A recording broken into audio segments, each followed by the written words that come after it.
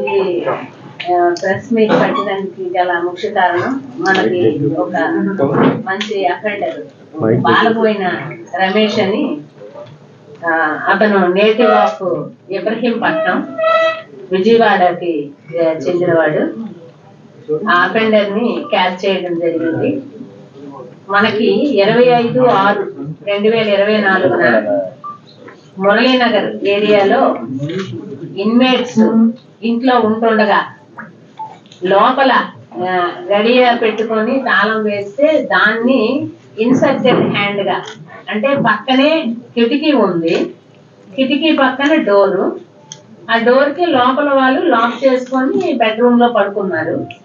So అలా పడుకున్నప్పుడు ఇతను ఏదో ఒక ఇన్స్ట్రుమెంట్ తో ఆ లోపల లాక్ ని బ్రేక్ చేసి ఆ గడియని తప్పించి లోపలికి ఎంట్రీ అయ్యి వారు ఒక బెడ్రూమ్ లో పడుకున్నారు. సెకండ్ బెడ్రూమ్ లో ఒక బీరువా ఉంది. ఆ బీరువా తాలూకా తాళాలు కూడా బీరువాకు దగ్గరలోనే అవైలబుల్ గా పెట్టారు. సో ఆ తాళాలతో బీరువా ఓపెన్ చేసి అందులో ఉండే సుమారు 25.5 తులాల బంగారం పోయినట్టుగా మనకి కంప్లైంట్ ఇవ్వడం జరిగింది. కేసు 245/24గా మనము రిజిస్టర్ చేయడం జరిగింది కంచరపాలెం పోలీస్ స్టేషన్ లిమిట్స్ లో. అప్పటి నుంచి కూడా అసలు మనకి వాంటెడ్ క్రిమినల్ నేను వచ్చిన నుంచి కూడా ఆల్రెడీ మనకి ఎంబీపీలో అండ్ కంచరపాలెం అదర్ 3 టౌన్ ఏరియాల్లో జరిగాయి. ఐడెంటిఫై చేసాం ముద్దాయిని, బట్ చెక్కడు దొరకడు అనే విధంగా చాలా మాకు కూడా ఛాలెంజింగ్ టాస్క్ అయ్యింది. అది అసలు సెల్ ఫోన్ యూజ్ చేయడు, ఏ రకంగా టెక్నికల్ ఎవిడెన్స్ ద్వారా మనకి లభ్యం కాలేదు.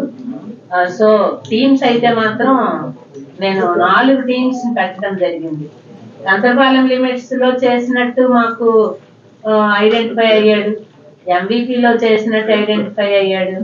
So Kancharapalem and CCS MBP అంటే ఈ ద్వారకా ఐడి పార్టీ అదర్ అందరి ఎఫర్ట్స్, అసలు ఏసీపీ గారు అయితే డైరెక్ట్ గా వెంకటరావు గారు చాలా వాచ్ చేసి వాటిని క్యాచ్ చేయడంలో మాత్రం ఒక 20 days అట్లా మేము కూడా గాలం వేసి పట్టినట్టుగా పట్టడం జరిగింది. అంత ఈజీ మాత్రం కాదు ఇతను క్యాచ్ చేయడము.